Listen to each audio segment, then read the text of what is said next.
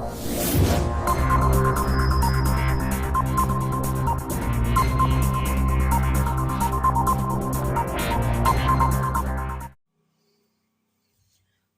मेरे प्यारे दोस्तों, this is your the beautiful सा चैनल थिंकिंग ऑफ फिजिक्स में आपका स्वागत है। तो आज हम लोग क्लास 9th का जो कि लेक्चर नंबर 3 पढ़ने वाले हैं, जो कि हम लोगों ने न्यूटन का गति विषयक प्रथम नियम द्वितीय नियम जो कि हमने अगले वीडियो में अपना देख चुके हैं। तो आज हम लोग पढ़ने वाले हैं न्यूटन की गति का प्रथम तृतीय नियम। क्या पढ़ने वाले हैं? तृतीय नियम, जो कि प्रथम और द्वितीय हम लोग जो कि पढ़ लिए हैं अगले वीडियो में। तो आइए हम लोग इसके बारे में समझते हैं। यदि वीडियो अच्छा लगे तो please like share and subscribe करें चैनल को, जिससे मेरा हौसला बना रहे और आपके लिए मैं वीडियो लेकर आया करूं। तो आइए देखते हैं कि न्यूटन की गति का तृतीय नियम क्या होता है। आइए हम लोग बातें करेंगे इस पे। तो भाई न्यूटन की गति का तृतीय नियम, तो भाई यहाँ पे न्यूटन की गति का तृतीय नियम यह होता है कि जिस प्रकार से यदि हम लोग पानी वाले यानी कि जो नाव होती है, तो उस पे यदि हम लोग चढ़ मतलब रहते हैं, जब हम लोग उससे उतरते हैं जहाज से मतलब नाव से उतरते हैं, तो क्या होता है? उतरने के बाद यदि हम लोग अपना बल जितना अपना उतरने में लगाते हैं, उतना बल भी किस पे लगाते हैं? नाव पे भी लगाते हैं, जिससे नाव क्या होती है? पीछे की तरफ ढकेल जाती है। यानी कि इस तरह से कि यदि हम लोगों ने धरती पे यानी कि अर्थ पे यानी जितना बल लगाया, उतना हम लोगों ने पीछे भी बल लगाया। यानी कि जब हम लोग चलते हैं तो क्या होता है? यानी एक पैर हम लोग उठाते हैं तो उठाने में जितना बल लगा, एक पैर जितना रखते हैं धरती को दबाते हैं, तो ये क्या है कि एक एक जितना बल लगाते हैं, दूसरी वस्तु भी उतना क्या करती है? उस पर भी बल लगाती है। तो इसका नियम यही है कि यदि पहली वस्तु द्वारा लगाया गया बल दूसरी वस्तु पे यदि लगाया गया बल, तो दूसरी वस्तु भी पहली वस्तु पे उतना ही क्या करती है? बल लगाती है। उन दोनों का बल क्या होता है? बराबर होता है। तो भाई इस तरह से कुछ समझेंगे हम लोग कि यदि मान लें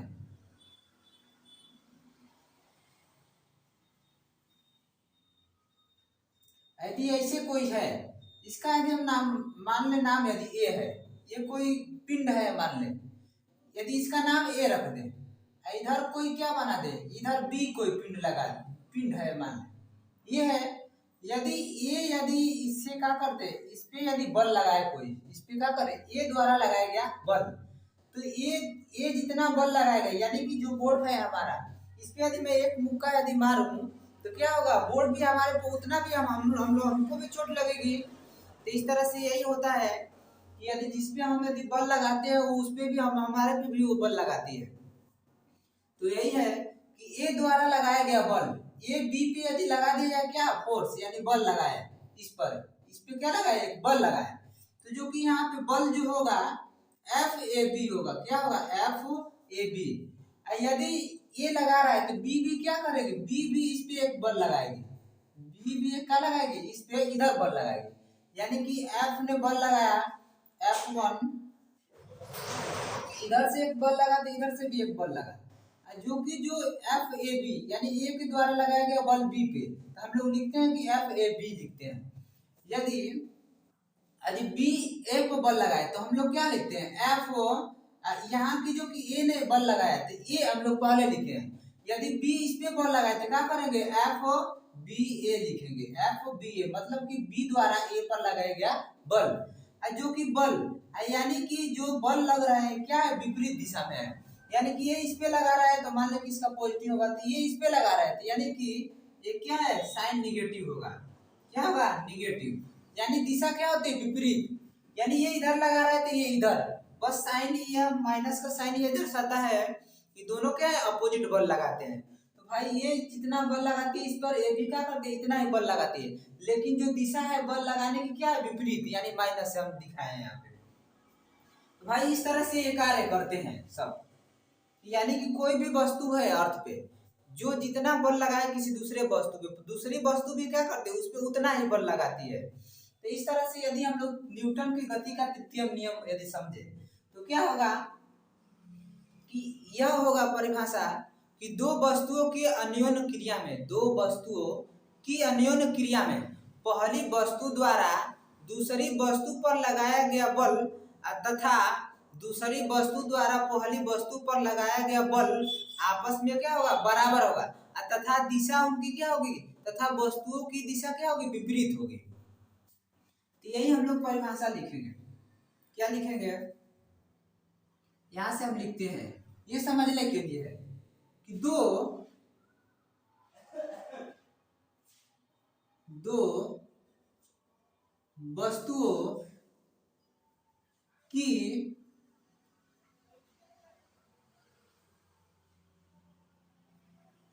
वस्तुओं की अन्योन्य क्रिया में, दो वस्तु की अन्योन्य क्रिया में, भाई दो वस्तुएं हैं, दो वस्तुओं की अन्योन्य क्रिया में पहली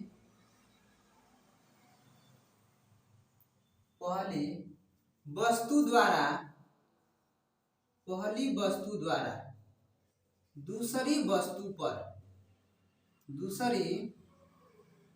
वस्तु पर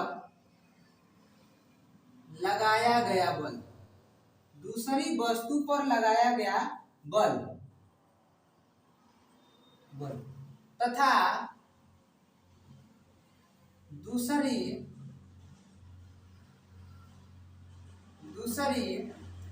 वस्तु द्वारा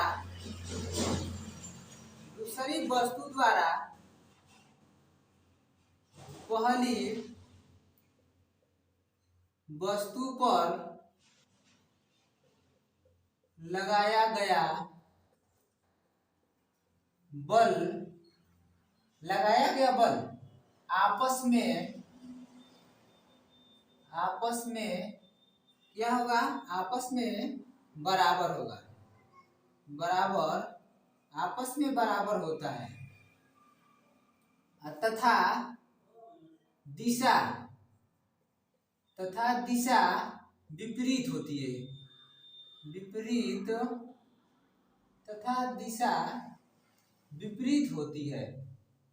दिशा क्या होती है, विपरीत।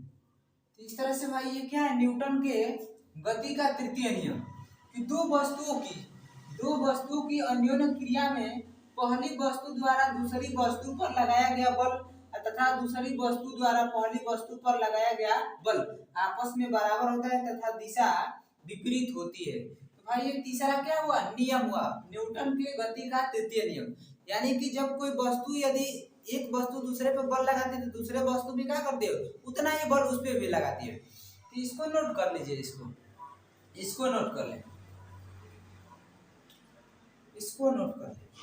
वीडियो को रोक करके आप लोग लिख लिया करिए। हो गया होगा, हम मिटाते हैं। अब इसके आगे चलेंगे, इसके आगे पढ़ेंगे। अब हम लोग हेडिंग लगाएंगे कि संवेग संरक्षण का नियम, संवेग संरक्षण का नियम, संवेग संरक्षण का नियम, संवेग संरक्षण का नियम। तो भाई संवेग संरक्षण का नियम क्या है कि यानी कि टक्कर के बाद, यदि दो वस्तुएं टक्कर के बाद तथा टक्कर से पहले जो उनका संवेग होगा, संवेग आपस में क्या होगा, बराबर, यानी कि वस्तु का संवेग क्या होता है, संरक्षित रहता है, वस्तु का संवेग क्या रहता है, संरक्षित। तो ये भाई क्या है, संवेग संरक्षण का नियम। यानी कि दो वस्तुओं के टकराने के बाद या टकराने से पहले जितना उनके पास संवेग है उतना ही क्या होता है, टकराने के बाद और टकराने के बाद भी, टकराने के बाद या टकराने से पहले भी होता है। तो यही होता है संवेग संरक्षण का नियम। तो इसको हम यदि लिखें, इसको यदि क्या करें, लिख रहे हैं कि जब दो वस्तुएं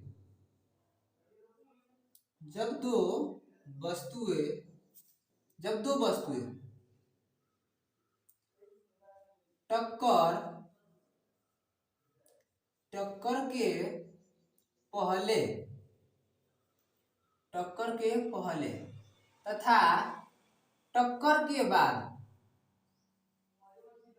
टक्कर के बाद टक्कर के बाद संवेग संवेग आपस में बराबर होता है, बराबर होता है। अर्थात अर्थात संवेग संरक्षित रहता है, संरक्षित रहता है। तो भाई इसका मतलब यही है संवेग संरक्षण का नियम कि जब दो वस्तुएं टकराने के बाद या टकराने से पहले उनका संवेग क्या रहता है, संरक्षित, यानी आपस में बराबर होता है। यानी कि दो वस्तुएं टक्कर के पहले तथा टक्कर के बाद संवेग आपस में बराबर होते हैं, अर्थात संवेग संरक्षित रहता है। आइए इसको हम लोग एक प्रूफ के द्वारा देखेंगे कि दो वस्तुओं का संवेग संरक्षित टक्कर के पहले और टक्कर के बाद भी रहता है कैसे। तो भाई इधर समझ लीजिए थोड़ा, यदि मान लें इधर, यदि दो क्या है, ये दो मानने के पिंड है, दो वस्तुएं हैं, इसको यदि मान लें हम पहली वस्तु, इसको क्या मान लें दूसरी, इसको पहली वस्तु मान लें, इसको क्या मान लें दूसरी वस्तु। तो पहली वस्तु यानी कि ये वस्तु ये वस्तु कुछ आगे है इससे, ये वस्तु कुछ तेज चल रही है इससे। तो भाई यदि इसके द्रव्यमान क्या है, दोनों के अलग अलग, यदि इसके मान लें द्रव्यमान क्या है m1, द्रव्यमान क्या है m1, इसका प्रारंभिक वेग यदि मान ले u है, इसका यदि मान ले प्रारंभिक वेग, यदि इसका मान ले u1, इसका मान ले u2, इनके द्रव्यमान क्या है m2 यदि मान ले, ऐसा m2 द्रव्यमान हो।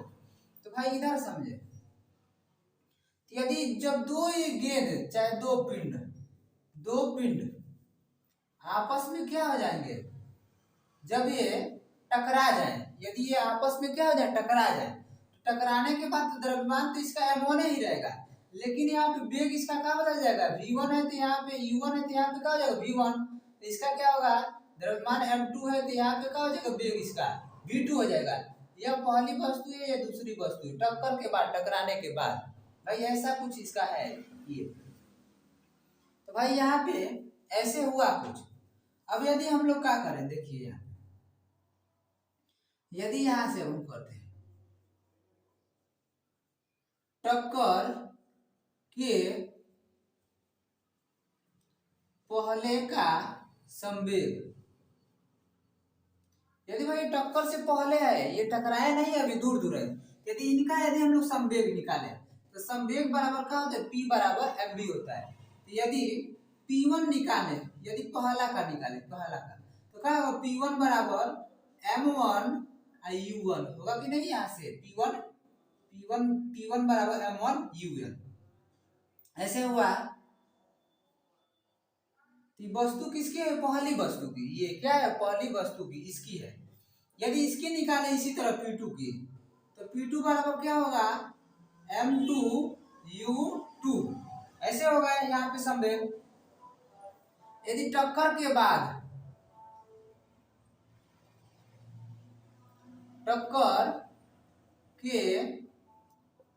का संवेग, टक्कर के बाद का संवेग, तो भाई टक्कर के बाद यदि संवेग निकाले, यदि पहला का निकाले P1 डैश बराबर तो क्या होगा m1 v1 होगा। यदि दूसरा का निकाले P2 डैश बराबर तो क्या होगा m2 v2 ऐसा कुछ होगा यहाँ पे ऐसे। तो भाई इसको यदि हम लोग ऐसे समझे, इसको क्या करें ऐसे समझे, तो भाई इधर थोड़ा देख लीजिए, यहाँ तक समझे हम लोग। अब उसके बाद यहाँ पे हम बतलाते हैं भाई यहाँ पे कुछ है।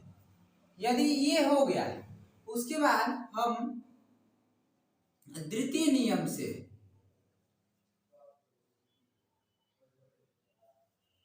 न्यूटन के तृतीय नियम से तृतीय नियम से। तृतीय नियम से यदि हम लोग देखें कि पहली वस्तु है दूसरी वस्तु टकराने के बाद इनका क्या होगा, जो ऐसे होता है FO12 बराबर FO21, ऐसा कुछ होता है। ऐसा होता है ना कि जब दो वस्तु है, एक वस्तु दूसरे वस्तु पे बल लगाती है, दूसरे वस्तु भी क्या करते हैं उतने बल पे लगाती है, लेकिन दिशा क्या होता है विपरीत होता है। दिशा क्या होती है विपरीत। इस तरह से भाई यदि यहाँ से यदि अब द्वितीय नियम से देखेंगे, द्वितीय नियम से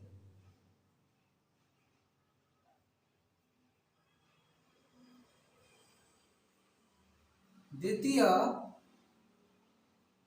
नियम से द्वितीय नियम से तो भाई इधर देख लें हम थोड़ा।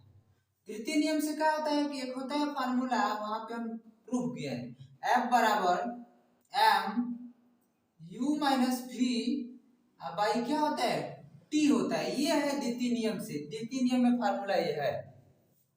तो यदि हम निकाले FO12 निकाले, क्या निकाले FO12 यानी टकराने से पहले का, तो क्या होगा M1 होगा यहाँ पे F12 यानी इसके द्वारा, तो क्या होगा UN माइनस V1 अब भाई क्या होगा T यहाँ पे ऐसे होगा।